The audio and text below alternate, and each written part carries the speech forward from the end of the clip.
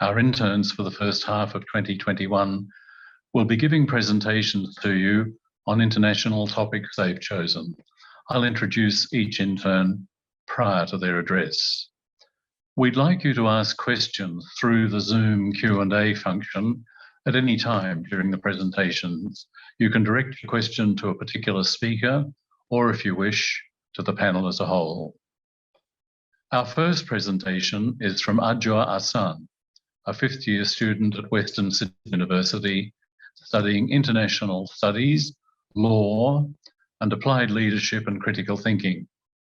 Her chosen topic is Africa and the International Criminal Court. Adjoa, over to you. Good evening. I would like to begin by acknowledging the traditional custodians of the land upon which I'm meeting with you this evening, the Gundungurra and Darug peoples, and I pay my respect to elders past, present, and emerging. I also extend that respect to any Aboriginal or Torres Strait Islander peoples joining this evening, and I acknowledge that sovereignty was never ceded. The states parties to the Rome Statute, conscious that all peoples are united by common bonds, their cultures pieced together in a shared heritage, and concerned that this delicate mosaic may be shattered at any time. Mindful that during this century, millions of children, women, and men have been victims of unimaginable atrocities that deeply shock the conscience of humanity. Affirming that the most serious crimes of concern to the international community as a whole must not go unpunished. Determined to these ends and for the sake of present and future generations, to establish an independent, permanent international criminal court in relationship with the United Nations system, with jurisdiction over the most serious crimes of concern to the international community as a whole. Resolved to guarantee lasting respect for and the enforcement of international justice. These are words from the preamble of the Rome Statute, the treaty establishing the International Criminal Court, a unique organization established in 2002 that has the jurisdiction to prosecute the most serious crimes of concern to the international community as a whole. This presentation will focus on crimes against humanity and war crimes within the context of conflict and specifically sexual and gender-based violence, although also included within the court's jurisdiction are the crimes of genocide and aggression. It is important to be aware that the court is declared to operate as a complementary judicial mechanism to national criminal jurisdictions, where cases will be determined inadmissible unless the responsible state for prosecuting the crimes is unwilling or unable genuinely to carry out the investigation or prosecution. The court has adopted an aim to prosecute individuals who are deemed to be the most responsible for crimes committed. So where national judicial infrastructure is compromised due to a weak post-conflict or conflict setting, it is likely that those who have experienced war crimes and crimes against humanity, particularly sexual and gender-based violence crimes, will not see their attackers brought to justice. The question of why there is a gap between convictions and justice for survivors of crimes against humanity and war crimes, specifically sexual and gender-based violence crimes, is a pressing one. There has only been one case before the court that has successfully prosecuted an individual for sexual and gender-based violence crimes. And that is Bosco Ntaganda, who held a senior military rank, found guilty of indirectly co-perpetrating atrocities in the Ituri province of the Democratic Republic of the Congo between 2002 and 2003. I've chosen to draw this to our attention because despite patterns and trends of sexual and gender-based violence in conflicts, international criminal law has on multiple occasions failed to recognize survivors of sexual and gender-based violence crimes in cases where it was undoubtedly present. Furthermore, even in the Tagunda case concerning the Democratic Republic of the Congo situation, securing the $30 million that Tagunda has been found liable for is a challenging task. There is a lack of guaranteed funding for the reparations to be distributed to the beneficiaries, as the court has called upon the implementing body, the Trust Fund for Victims, to engage in fundraising efforts to make up the shortfall. This causes one to question the degree of concern and priority states parties to the Rome Statute have for sexual and gender-based violence, crimes against humanity, and war crimes. To date, Finland, the Netherlands, and Sweden provide continuous program and earmarked funding, and recently Nigeria and Sierra Leone have committed to being donors. It can be argued that part of the issue with international criminal law is that there is a focus on the objectives of retribution, deterrence, and incapacitation, but neglect of those most affected by crimes. Survivors, in the scope of this presentation, those of sexual and gender-based violence, crimes against humanity, and war crimes, should not be an afterthought if the court is genuinely committed to ending impunity. It could be said that the shortcomings of international criminal law are somewhat mitigated by the work of organizations such as the Trust Fund for Victims. What is most significant about the Trust Fund is that it can conduct physical or psychological rehabilitation or support material projects for survivors without the court having made a particular conviction, which has been the issue in cases such as that of Thomas Lubanga, where the prosecution failed to press for sexual and gender-based violence crimes to be included in his charges. This was a fatal miscalculation, as reparations can only be awarded for crimes for which a perpetrator has been charged and convicted of. The Trust Fund partners with local and international specialized service organizations to deliver its projects, many of which support identified survivors of sexual and gender-based violence crimes within conflict, who would otherwise be waiting for reparations or support that may never reach them. One such specialized service running in the Democratic Republic of the Congo is the Association des Mamans Anti-Bakwi, which has been providing psychological and economic support to survivors of sexual and gender-based violence in Ituri since 2008, so well before any individual partly responsible for this violence was brought before the court to face charges.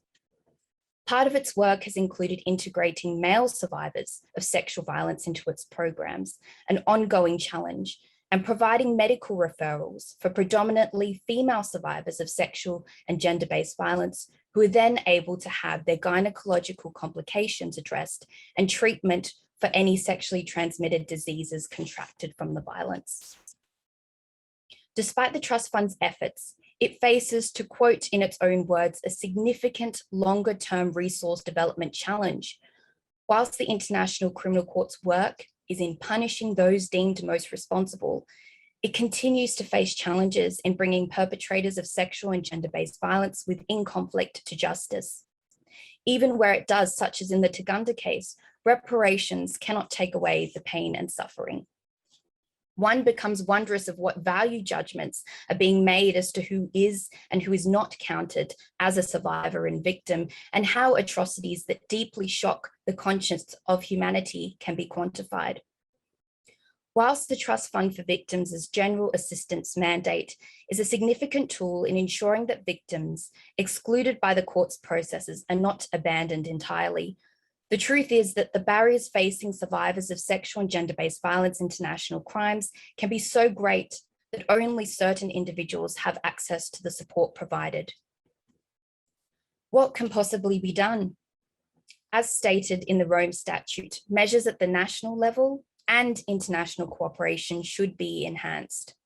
But to go further, it is often the local solutions where survivors are empowered and can determine their own future that will have a transformative effect. Thank you. Thank you, Ajwa.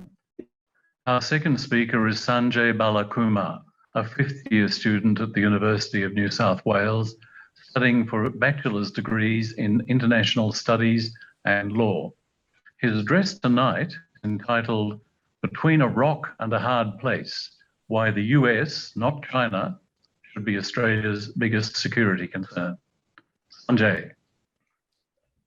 Hey everyone, it's wonderful to be back at the Institute. I know it's currently an extremely difficult time, so I want to express my gratitude to the Council for reorganizing this event and to all of you for tuning in. My remarks tonight are titled Between a Rock and a Hard Place, Why the US, not China, should be Australia's biggest security concern. I know there are some who would take issue with this proposition.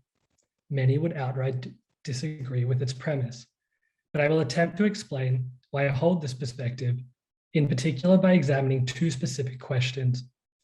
How does Australia broadly view its current strategic environment? And in what ways should US democratic regression either factor into or alter this perception? To answer the first question, we don't need to look too far back in time. On June 9th, Prime Minister Scott Morrison made a major foreign policy speech to the Perth US Asia Centre. In it, he insisted that liberal democracies must work together to support open societies, open economies, and our rule-based order. He also specifically defined that rules-based order as one that favors freedom over autocracy and authoritarianism, and contended that liberal democracies should draw inspiration from the efforts of the far-sighted policymakers under American leadership following the Second World War. In effect, the Prime Minister positioned ideological conflict at the forefront of strategic competition in the Indo-Pacific. There are a couple of things to unpack here. Firstly, I think it's safe to assume that a considerable portion of the Prime Minister's remarks were aimed at articulating a blueprint for countering China, who many legislators, academics, and commentators identify as Australia's primary strategic threat. The Australian government hasn't exactly been shy in its handling of the China question. They have scrapped domestic agreements tied to China's Belt and Road Initiative, banned Chinese telecommunications firm Huawei from building Australia's 5G network, and expressed alarm at the repression of Uyghurs in Xinjiang. They have also condemned the treatment of protesters in Hong Kong, criticized China's destabilizing actions in the South China Sea, denounced China's coercive economic practices, and openly speculated about the prospects of conflict in the Taiwan Strait. In part, these actions have seen ministerial dialogue between the two countries come to a screeching halt. Secondly, Prime Minister Morrison seems to be banking on liberal democracies coalescing around shared values and working in tandem to attend to this perceived Chinese threat. His allusion to post-World War II American leadership denotes a preference for the US to take an active role in leading this coalition of like-minded countries. Far from simple lip service, Australia has sought to elevate the Quad grouping and discuss the formation of a new joint US Marine Corps and ADF training brigade in Darwin to promote greater interoperability between the two countries. Moreover, Defence Minister Peter Dutton has openly declared that Australia's security depends on closer military ties with the US, and even when announcing an additional $270 billion in military spending over the next decade, the Prime Minister made sure to reiterate that the US alliance will remain at the forefront of Australia's defence policy. But where does the potentially imminent collapse of US democracy fit in to Prime Minister Morrison's strategic calculus? After all, how can the US lead a coalition of liberal democracies against China if it stops being or behaving like one? Some may view claims of US democratic collapse as overly alarmist, especially given the election of Joe Biden as president, and with it, the hope of a return to some semblance of normalcy in American politics. But I think sanitizing current events is unhelpful and counterproductive. So let's look at the reality of the situation. On January 6th, fervent supporters of Donald Trump stormed the US Capitol in an attempt to disrupt the certification of the 2020 election results, which they claim was stolen from the former president. In June, a Monmouth University poll found that 32% of the American electorate continue to hold this view. The Republican Party ousted Liz Cheney from a House leadership role for simply asserting that the election results were legitimate. Republican-controlled state legislatures have been systematically implementing racially coded voting restrictions. Former National Security Advisor Michael Flynn told a QAnon conspiracy-themed conference that a Myanmar-style coup should happen in the US. There are even calls by some elected Republicans to prosecute prominent scientists like Dr. Anthony Fauci. However, these incidents merely supplement pre-existing institutional ailments within the US democratic system, such as the Electoral College, voter suppression, gerrymandering, and legislative obstructionism via the filibuster. Recent examples showcase the effects of some of these impediments. For example, the US Senate rejected a bipartisan bill, 54 votes to 35, attempting to establish a commission that would investigate the Capitol riots, despite those in favor representing 87 million more Americans than those who opposed it. The proposed John Lewis Voting Rights Act and the For the People Act face a similarly uphill battle, given the 60 votes needed for passage and the GOP's aversion to bipartisan cooperation. Moreover, the extreme polarization of the American political and social class has left some wondering whether a Republican Congress will ever again certify the election of a Democrat as president. This dynamic could be tested as early as 2024, and were it to happen, it would spell an end to the American experiment as we know it. Going to the second question I outlined earlier, such an end to US democracy would have serious strategic implications for Australia and its immediate geopolitical environment. Firstly, it would strengthen the Chinese Communist Party's hold in China. The allure of democracy would be significantly diminished if the leader of the free world implodes from within. This will only support the Communist Party's nationalistic messaging about the perceived weaknesses of liberal governance and legitimize the party's repressive tactics in the eyes of its people. Secondly, it will embolden China's international rule and/or norm violation. US democratic backsliding has been supplemented by a virulence of right-wing nationalism among individuals skeptical of the nation's funding of and engagement with multilateral institutions. A weakened liberal world order, absent US involvement, will erode public mechanisms for holding China accountable and create fissures in long-established alliances. These occurrences not only have the potential to isolate Australia, but leave us further exposed and vulnerable to Chinese economic coercion. Thirdly, Australia's ability to exercise creative middle power diplomacy against China will be severely compromised if beholden to a strategic alliance with a radicalized anti-democratic US. Not only will our values and judgment be under severe scrutiny, but the prevailing notion in Asia that we are an outpost of American interests will only be further entrenched, undermining our public image and bilateral relations within the region. China will also have plenty of ammunition to deflect Australian criticisms of their actions and shield themselves from accountability, particularly on issues surrounding human rights. Of course, the hope is that Biden can actualize his promise to restore and reinvigorate American democracy, stave off extremist political actors, and engage allies to deal with China in the Indo-Pacific. But such hopes must be measured against reality. Guarantees of a US democratic revival simply don't exist. Australia's foreign policy establishment must acknowledge this scenario and adapt accordingly. Otherwise, we might just be wedged between two anti-democratic superpowers with no viable exit strategy, an unwanted and quite frightening scenario. Thank you. Thank you, Sanjay. Our next address is by Rachel Bell McDonald, a third-year student at the University of Sydney, majoring in politics and international relations.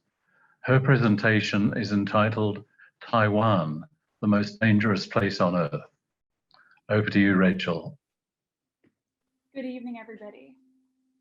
After years of relative stability between Taiwan and mainland China, cross-strait tensions have once again become a veritable flashpoint. Diplomatic relations between Taiwan and the mainland have been frozen since 2016, following the election of the independence-leaning Democratic Progressive Party. China has embarked upon an aggressive nationalist foreign policy, with Xi Jinping declaring that unification is inevitable. And for months now, China has pursued a strategy of military intimidation across the strait. It seems that the notion of peaceful unification has well and truly ended.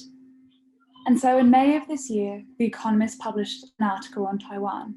Its title was "The Most Dangerous Place on Earth."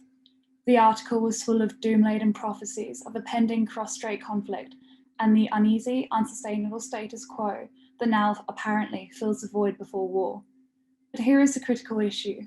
The assumption in this article, and indeed in much of the coverage of Taiwan, is that China will take Taiwan through invasion. Conventional wisdom for decades has said this. And now, amidst rising cross-strait tensions and US-China competition, hawkish governments sound the alarm of war. Home Affairs Secretary Michael Pezzullo declared in April that the drums of war are beating once again, whilst US Admiral Philip Davidson warned that invasion may take place in the next 6 years. There are a few problems with this kind of outlook, however. First, it is outdated. Full-scale invasion will not be China's preferred method of unification, as I will go on to discuss. This brings us to the second issue. Operating under the false assumption of invasion necessarily means that we will miss the warning signals that spell the end of Taiwan's de facto independence. And finally, I would argue that fatalistic prophecies of looming invasion and the highlighting of Taiwanese vulnerability is counterproductive. Catastrophizing the issue does little for Taiwanese morale, but may yet go some way to creating a self-fulfilling prophecy. But if invasion is an outdated assumption, then what is the more likely strategy? In the words of Sun Tzu, it will be to win the war without fighting. In practice, winning the war without fighting means doing everything short of war to steadily grind down Taiwanese morale, democratic institutions, and military capabilities, with the ultimate aim of bringing about a fait accompli of unification. This may involve non-traditional tactics like targeted cyber attacks, economic coercion, lawfare, military intimidation, and disinformation campaigns that in effect become a war of attrition, leaving Taiwan and allies like the US left in an almost impossible scenario where they are forced to respond to ambiguous developments that fall short of conventional causes of war. If any of this sounds familiar, it should. Grey zone tactics and creeping subjugation have been behind China's dominance in the South China Sea in recent years, and whilst the grinding down of autonomy, institutions, and freedoms has of course occurred in Hong Kong. But to add a little more context to the all means short of war strategy, I will relay a hypothetical scenario developed by China Matters, an independent Australian research institute. In their scenario, China does not invade Taiwan, but instead creates such a level of chaos that Taiwan is compelled to come to the negotiating table. The scenario begins with financial pressure first being leveraged against Taiwanese investors in China, forcing them to call upon the Taiwanese government to enter into negotiations with Beijing. Next, air and sea intimidation campaigns will be ramped up. With some encouragement, internal divides within the Taiwanese population would be exploited, and Chinese paramilitaries disguised as unarmed fishermen would be invited ashore by those who support unification. Then disinformation campaigns and cyber attacks on critical infrastructure would ensue, creating chaos and a darkened island cut off from allies. However nightmarish or dystopian this might sound, I would argue that this kind of scenario presents a far more real threat than full-scale conventional invasion does. Aspects of it are occurring already. For months now, we have heard of Chinese incursions in Taiwanese airspace and maritime territory. This is combined with disinformation campaigns and the 40 million cyber attacks that Taiwan experiences each month. This is undoubtedly just the tip of the iceberg, however. So where does this leave Taiwan, allies like the US, and the rest of the international community? In short, in a place of great precarity. President Biden may have called his support for Taiwan rock solid, and Taiwan's foreign minister may have stated that the island would defend itself to the very last day.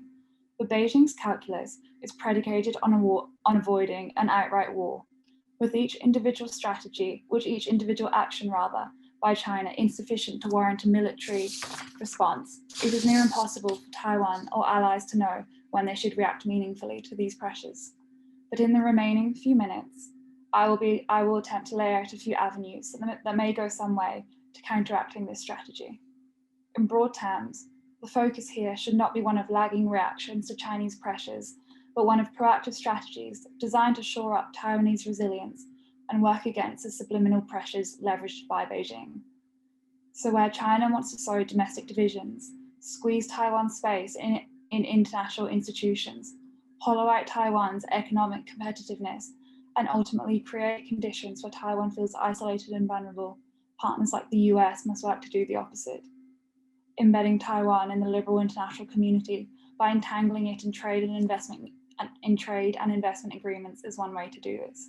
Giving Taiwan a seat at the table in regional projects like between Quad members, for example, is another avenue.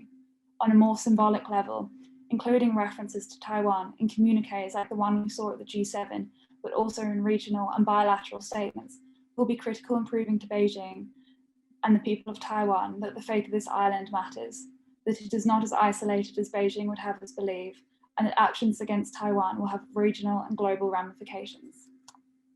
If in the future we can get to a stage where Taiwan is economically, diplomatically, and psychologically resilient to Chinese pressure, the war of attrition likely to be waged by China becomes immeasurably harder to achieve.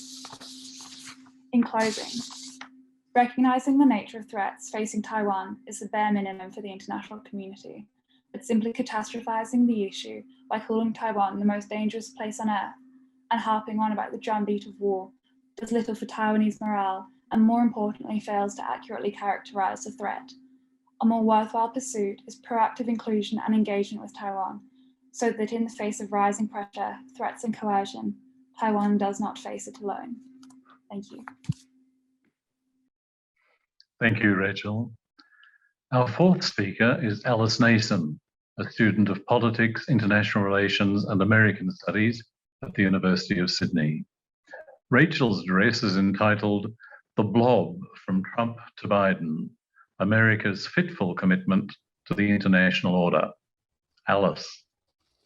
Thank you, Ian, and good evening, ladies and gentlemen. Speaking tonight as President Biden rounds out his first 6 months in the Oval Office, it's an auspicious moment to examine the renewed direction of American grand strategy. It has long been believed that American foreign policy is created by and for the establishment, better known as the Blob.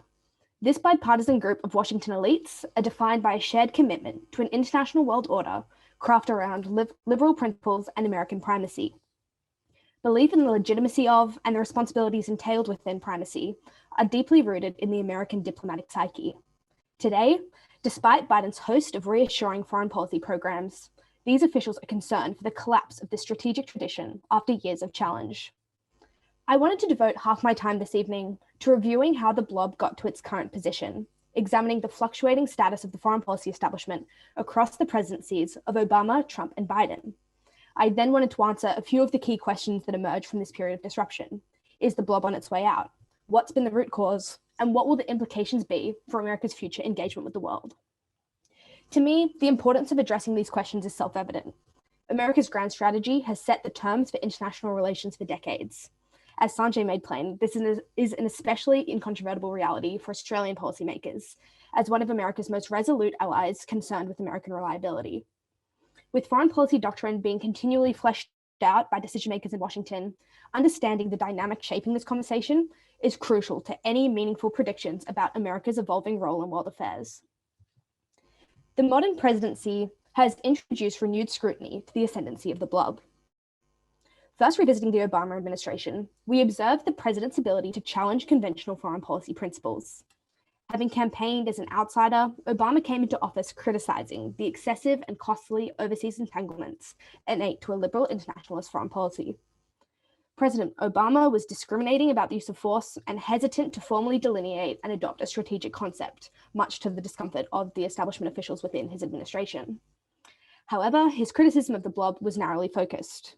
Accepting the importance of foreign policy continuity, Obama reiterated traditional ideals around American leadership and moral credibility. He appointed Clinton and Kerry to serve as secretaries of state, grew the largest NSC staff in history, and reinforced America's institutional guardianship. Hence, even under a skeptical president, the Blob seems equipped to pursue their preferences. Trump's election inspired further hand-wringing from the Blob and its supporters. Styling himself as a nationalist unwilling to accept costs in the pursuit of international leadership, Trump described policies of trade liberalization and collective security as a complete and total disaster in his first foreign policy address. Nevertheless, commentators were initially optimistic that the adults in the room, from Defense Secretary Mattis to NSA McMaster and to Secretary of State Tillerson, were equipped to keep the roots of American grand strategy buried. However, where Obama had overseen one of the most stable cabinets in presidential history, we are all familiar with the fact that Trump used staff turnover to purge his foreign policy team of dissidents, and in doing so, ridding it of much of its establishment influence. Alongside his team of loyalists, Trump withdrew the US from the JCPOA, spearheaded confrontational trade war, and held convivial summits with authoritarians. So, as far as the international community were concerned, the rules-based order was being more or less written off by its guarantor, and the blob, inferior and insecure, found itself on the outs. Biden was inaugurated, pledging to return the world order that existed before President Trump started swinging the wrecking ball. Commentators have observed Biden drawing from the World War II and Cold War playbook, building solidarity among liberal democracies and relying on establishment direction. Career foreign policy experts, including Secretary of State and born internationalist Anthony Blinken, US Special Envoy for Climate John Kerry, and NSA Jake Sullivan, have led the United States into renewed senior-level engagement in Africa, the rejoining of the Paris Climate Accords and the WTO, and the renewal of New START. 95% of Biden's team have former Washington experience, and 41% carry an Ivy League degree. So Biden's administration appears testament to the fact that the blob has the staying power to rebound from disturbance.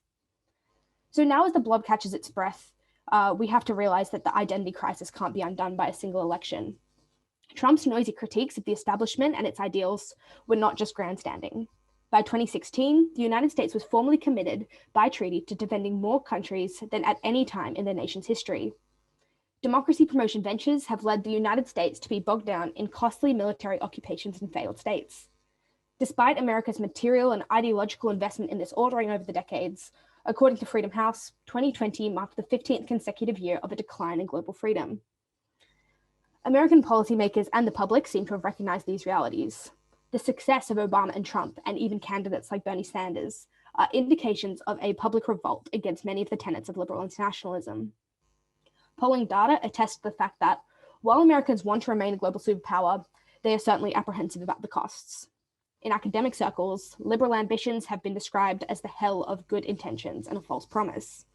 With the last 4 US presidents before Biden elected promising to do less in foreign affairs, there is good reason for disquiet amongst the blob about the future of their position. In sum, the push towards a new strategic concept for America in international relations is gaining steam. So is the blob on the way out. Commentators are split in their predictions, as am I. Certainly the presidencies we've discussed tonight have proven that the blob's influence is hard to erase.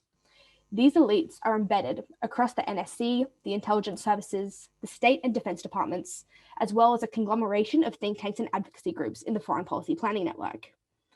These networks intersect and overlap, protecting each other and insulating the blob from decline in many respects. Moreover, Washington's allies have proven willing to wait out periods of uncertainty, and when given the opportunity, have restated their commitment to the United States. Europeans standing behind Biden rhetorically with recent joint declarations at the G7, US-EU, and NATO summits is evidence of the resilience of these networks ordered around American leadership. That being said, some damage has certainly been done. As the US continues to decline in relative power, the costs of upholding this American-centric order mount. There is no path away from international engagement, that much is obvious. Even Trump pursued a brand of international activism, though it was militaristic and unilateral. But concern for American leadership, both at home and abroad, continues to grow. Undoing the policies of a disruptive administration has also not been as easy as previously imagined. Biden had been expected by some to pursue a reset in US-China relations, for example. However, the punishment Republicans and the American constituents would impose for being soft on China have prevented perhaps sensible measures like scaling back trading restrictions or joining the CTPP. Moreover, the fluctuating funding and status of the diplomatic service, with major posts left unfilled for months under Trump, continues to have repercussions. A recent Harvard Kennedy School study found that a crisis of confidence, managing and funding is encouraging a third of the State Department to head for the exit door. Cumulatively, it seems that the blob is in a period of reckoning, where it must continually renegotiate the terms of American engagement with the world and justify growing trade-offs.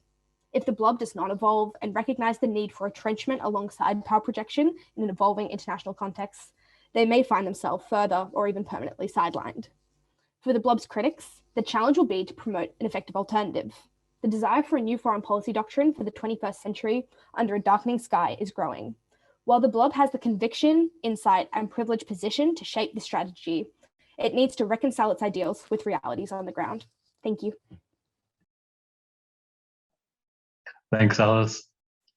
Our final presentation tonight is by Pei-Li Wang, who is a dual student at both the University of Sydney and Sciences Po, the Paris Institute of Political Studies. He's going to address the topic, Understanding China as an Empire. Over to you, Pei-Li. Thanks, Ian. Good evening, everyone. On the 19th of January this year, in the dying days of the Trump administration, the US State Department declared that the repression of Uyghurs and other Muslim ethnic minorities in the Xinjiang region of China constituted genocide and crimes against humanity. The position was endorsed by the incoming Biden administration. It was the strongest yet such declaration made by any state, a rare step that might see harsher sanctions and other countries follow suit. 1 year earlier, on that date, I was traveling through the region trying to come to my own understanding about the situation there. During my time traveling across Xinjiang province, and on later reflection, I came to understand the present Chinese state as being profoundly influenced by its history as an empire. Many in the West, including myself, have largely failed to comprehend the motivations behind Chinese domestic and foreign policy. I believe that analyzing China by utilizing this lens of the nation as an empire state allows for a rich analysis of China's present actions in its resource-rich far western territories, as well as its defensive foreign policy stances. Though, as I'm sure you'll know, comparative politics is a fraught field, and of course, there are no perfect comparisons in history or international affairs. With this in mind, it's worthwhile to elaborate a caveat of this analysis. While empire discourse has been widely utilized in relation to the US and the United Kingdom, this is not the kind of new empire which I believe China falls into the mold of. Instead, China has much more in common with the great old empires of history, like the Ottoman Empire, the Roman Empire, and perhaps Napoleon's French Empire. So to elaborate on this thesis, we must look to Chinese history. The history of China as we understand it today really began with the establishment of a multilingual empire by a small group, and that was the Manchu Empire, which ran from 1644 to 1911.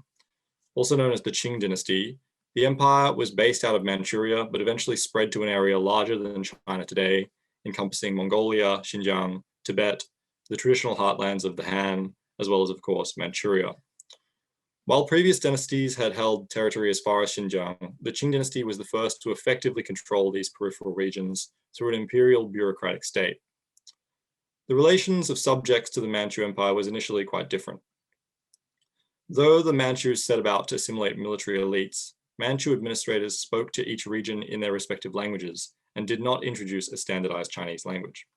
They also put travel boundaries between regions. However, as such a large proportion of the empire spoke what we now know as modern Chinese, other regions adopted the language, although it wasn't forced upon them. The modern Chinese nation state arose from the ashes of this empire to become the Republic of China, which ran from 1911 to 1949. It seems that to a great extent, the history of the Manchu Empire belongs to the present Chinese nation state.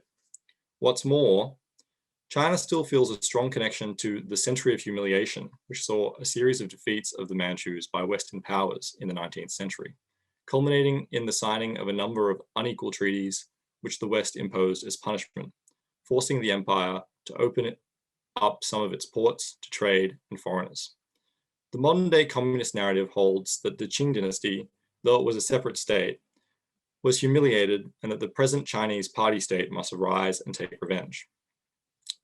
Chinese nationalist history, however, essentializes that the unified language community, and moreover, it projects this as something which has been achieved in China's history in the past. Of course, this assertion is hugely problematic, as modern-day China has not completed this project of the unification of language, nor of culture of the nation. In fact, it's far from creating a homogeneous Chinese identity, although it's making great advances at this goal. Today, Tibet and more recently Xinjiang are ground zero for this continuing project. My distinct experience and impression traveling through Xinjiang was of a vast generational divide in the level of Mandarin Chinese. While many in the older generation spoke Mandarin as a second language, either with a strong accent or some little at all of the young people spoke with the accent and fluency of natives. In busy periods traveling on trains, I observed the Han train conductors yelling out for somebody who spoke the Uyghur language, refunding the fare of the first volunteer, giving them an armband, and having them act as an interpreter for the remainder of the trip. The vastness of the train network in China is really a great example of the way that the Chinese state is administered in practice through a kind of modernized imperialist bureaucracy. The train network is enormous in size and scale. China has 7 out of the 10 longest domestic passenger train routes in the world, and extraordinary 12 daily routes which are longer than 4,000 kilometers, and another 11 which are longer than 3,500 kilometers. And that's not to mention, they also boast the 5 longest high-speed rail routes in the world. When the Chinese Civil War ended in 1949, China moved quickly to overcome what it called the tyranny of terrain, pushing westward to exploit mineral and natural resources, creating train lines and building roads to move people in and natural resources out of these peripheral regions. In 2006, the high-altitude train service between Shanghai and Lhasa in Tibet, the world's most elevated rail line at that, was finished in its construction, and with it, the symbolic reach of the Chinese Empire was completed. Though classical empires were characterized by flexible borders and territory, the modern Chinese state, as well as, of course, the current international system, places a great emphasis on territorial integrity. But clearly, by looking at its history, it's easy to see how China today views its remote Western territories as some kind of rightful imperial claims. Today, the Xinjiang Uyghur Autonomous Region is administered by the CCP Committee Secretary Chen Quanguo, the same man who oversaw the successful Hanification of the Tibet Autonomous Region from the period of 2011 to 2016, serving as the party secretary there. It's interesting to note that he was in one of the first batches of students who graduated from university after the standardized university Gaokao examinations resumed after the Maoist period. It's an exam which mirrors in many ways the civil service examination which once appointed imperial administrators in China's old empires. Today, China is the top trading partner of over 100 countries, a hugely important and often misunderstood world power. Prior to the communist period, China often acted in the mold of great empire powers, vying for regional hegemony. For periods of time, states to the west of China existed as tributaries to imperial China. Today, the Chinese imperial project is perhaps stronger than it ever was. It has seemingly subsumed separationist elements in Tibet and now Xinjiang. And with its empire building project nearing fruition, China is now shifting to a markedly more aggressive outward global presence. It now expects no less than to be treated as the great and expansive empire that it sees itself as. And thus, I believe that an understanding of China's treatment of its peripheral territories and its increasingly punitive measures on the international stage is greatly enriched by acknowledging the important influence of China's history as a great empire. Thank you.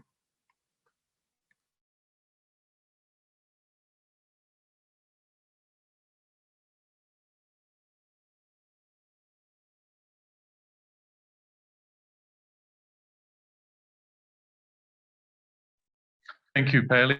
Brings us to the end of our presentations. I'll now hand over to our questions moderator to put your questions to our speakers. Thanks, Ian. Thank you to everyone that submitted a question so far. We really appreciate you putting them through the chat, and thank you to all the presenters for your presentations tonight. I'd remind everyone in the audience that you can continue to submit questions through the Q&A box, and we'll attempt to get to as many as we can. I might put the first question to Sanjay. So the question goes, if the US does continue to experience democratic backsliding to the point of collapse, would Australia, stuck between an autocratic China and a declining US, stand a chance in upholding its own democratic values? So I think that's an excellent question. I would hope we could. I think one thing about sort of the Australian parliamentary system as a whole is that we kind of get less bogged down in this cult of personality, because leaders of a party kind of have to, I guess, respond to various factions within their own party and not kind of rely on sort of energizing the masses per se. So I do think that kind of is sort of an inbuilt mechanism within our system of governance that maybe makes us less inclined to pivot to the extreme. However, one thing that does worry me a little bit is in the US, we've kind of seen democratic backsliding facilitated by this sort of rise of the right-wing extremism and propagated by certain media institutions, Fox News, Newsmax, OAN. And I do think there's certain aspects of that within us creeping into Australia's media ecosystem. And I do think the rise of conspiracy theories and their spread on social media as well. I do think Australia is kind of the 4th largest harbor of QAnon disciples. I don't know how you call them or what you call them, but I do see those kind of impacts maybe, those kind of factors maybe playing into,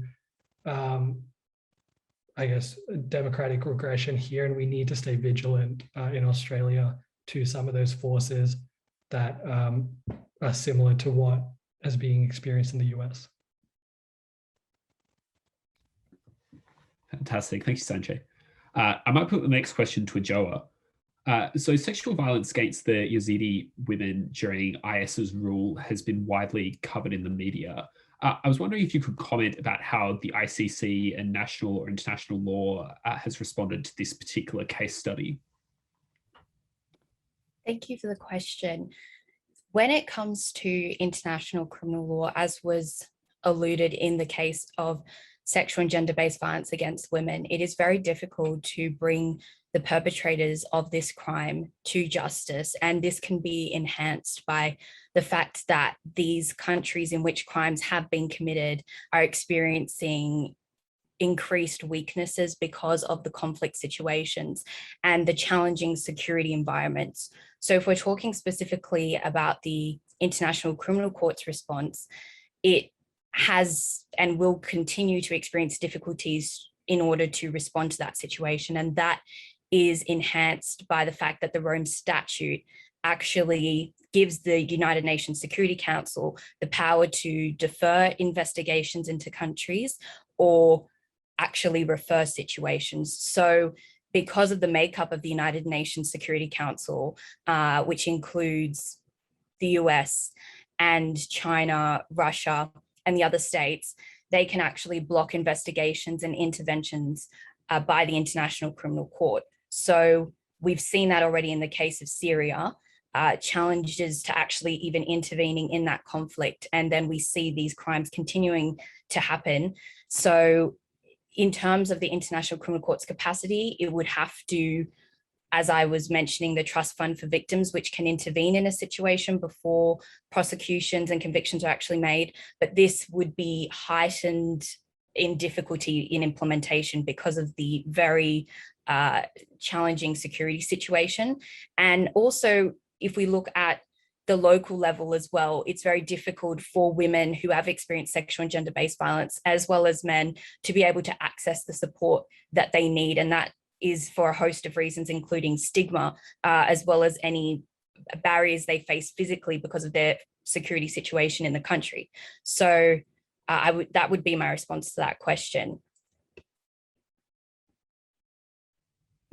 Fantastic, thanks so much.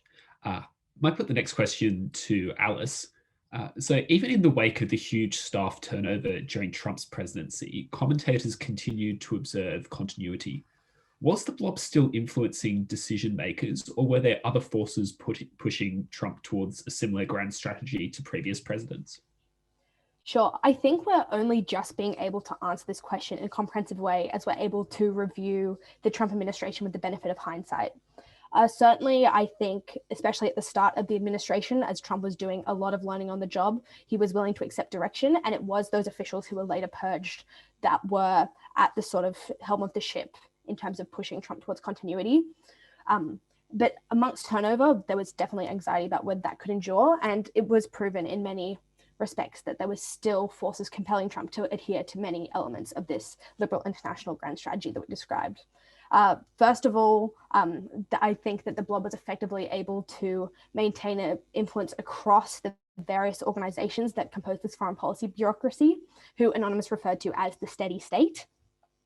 These outlast our turnover, and they really put into sharp relief the disconnect between rhetoric and implementation.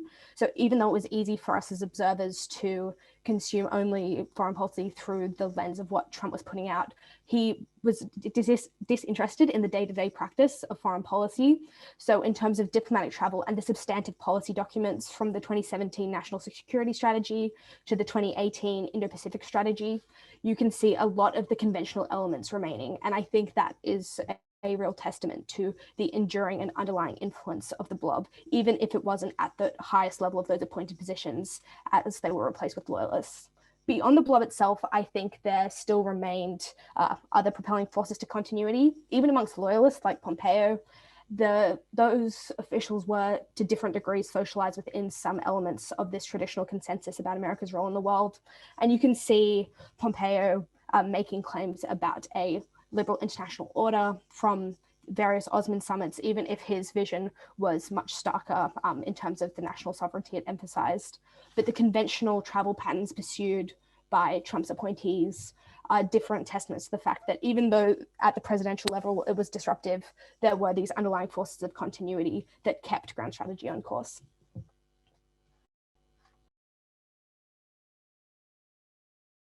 Fantastic, thank you so much. Our next question's for Rachel.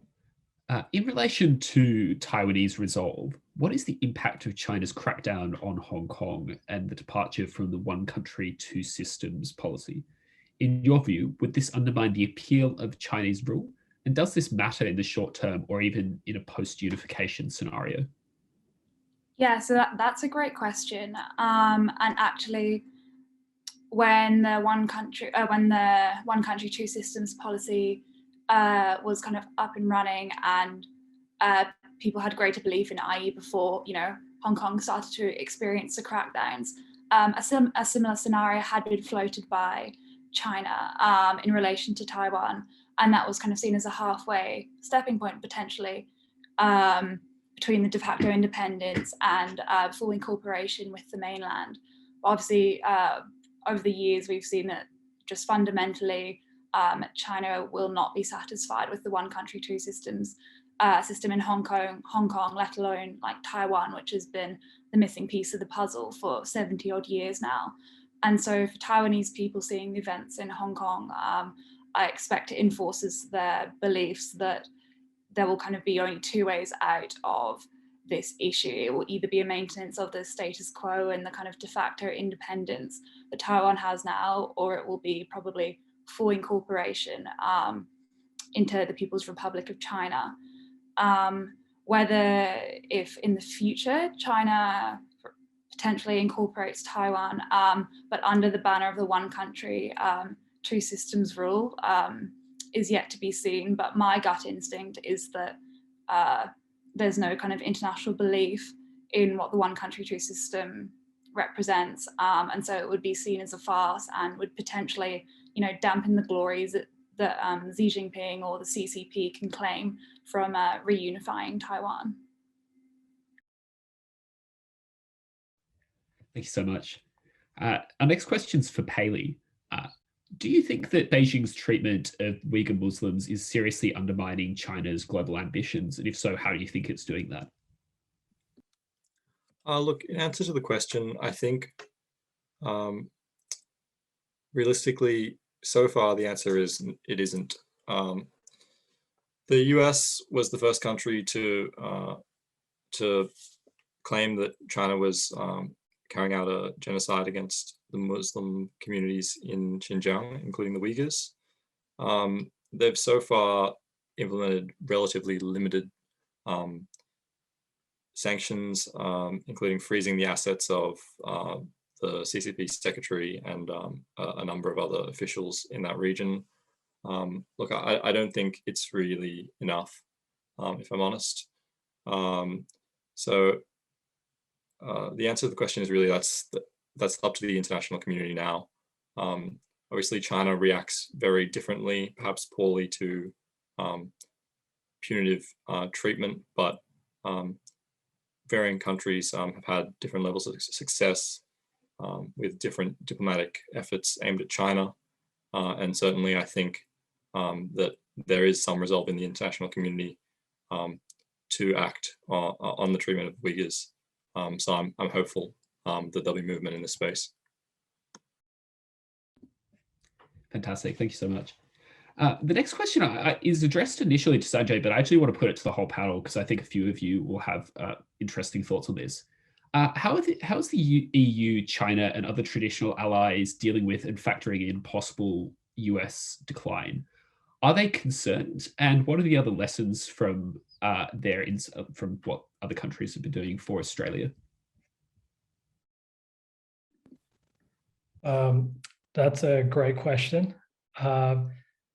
I do think one of the elements during the Trump administration, where we did see some of these sort of anti-democratic actions occurring in the US, we did see the EU sort of take a bit of a backward step and sort of reevaluate, I think, some of their commitment to the US, mostly because I think the Trump administration sort of did have a pivot away from multilateralism and was quite harsh on NATO allies, especially. So I do think Europe has kind of understands at a fundamental level that whilst they value the US and will always want them at the table, they're not necessarily relying as heavily on the US as I think Australia is.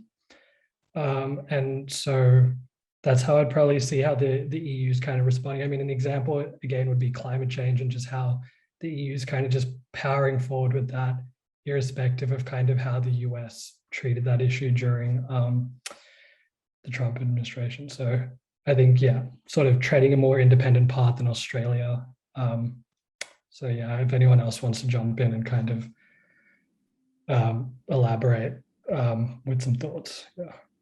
Yeah, I'll just try and answer the second part of the question about Japan and insights for Australia. But I think you're completely correct, Sanjay. We do see the EU and Macron, at least, attempting to kind of chart a trajectory of strategic autonomy and really position the EU as more of an independent player. And rather, like in the Indo-Pacific, we have Australia, who's spent, the past 4 years actually really working to bolster the alliance, even as it's been tested to its breaking point, really. And I think Japan similarly.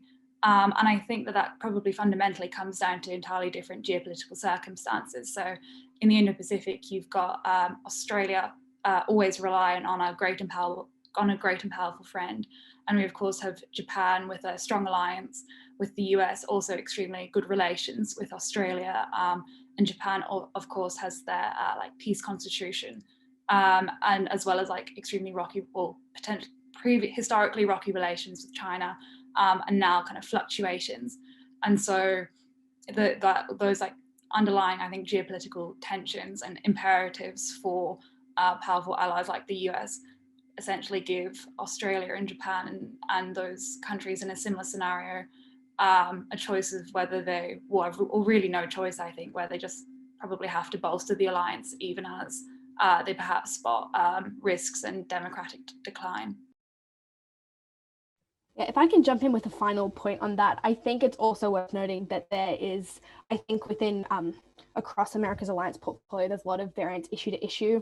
So with America is still such an important security partner, you see allies digging their feet in on support. I think it's in these other areas where even China's opening up new diplomatic or economic avenues through, for example, the AIIB, you see a bit more, far from defection, but the awareness of outside options is shaping this sort of tentative balance all these allies are trying to manage between a devout loyalty and the acceptance and embracing of a changing balance of power.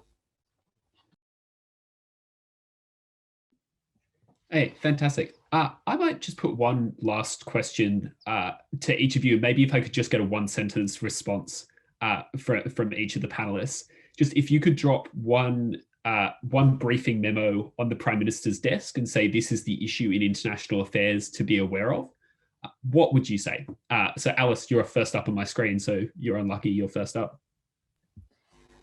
I think that the natural answer is, of course, climate issues for, especially as Australian young people engage in these political conversations. And it's one where the reputational costs in the long term are certainly mounting, and with the renewed impetus towards it with the Biden presidency, I think it's post-COVID should be at the front of the agenda in terms of Australia becoming a responsible international citizen and dealing with the most pressing concerns facing its constituents. Rachel? I mean, yeah, I would also echo climate change is probably like the big existential threat that we face. But just to give something new, perhaps the polarization of kind of society and like the really broad macro sense that we've seen over the past few years. So yeah, that would be mine. Okay, Paley? I'd like to jump on the bandwagon a little. I wrote a piece recently for the AIA about the EU climate tariffs and what they mean for Australia. And I think we're increasingly going to see punitive measures against high emitting countries. And soon the economic costs of not acting on climate change will outweigh the political gains that the government has in keeping their current policy. Sanjay? I mean, I guess echoing the panel, definitely climate and in particular climate security. But just on another note as well, I do think foreign aid spending, Australia's foreign aid spending has dropped 31% over the last decade. And I do think we need to start looking at how we can invest in the region a lot more and how that plays into the security conversation. Fantastic. And lucky last, Adjoa. Yes, I would echo the comments of my colleagues, particularly to climate change. And I would put an emphasis on climate justice because we see the effects of climate change impacting the gap between the rich and the poor, as well as the effects on what is designated as the global south. So I would also have that as a strong emphasis in that brief. Fantastic. Thank you to all the panelists, and thank you to everyone that asked questions. Unfortunately, we couldn't get to everyone tonight, but I really appreciate everyone putting it through the Q&A function. I'd like to hand it back to Ian to conclude this evening. Thank you, Alex, and thanks for monitoring the questions so effectively.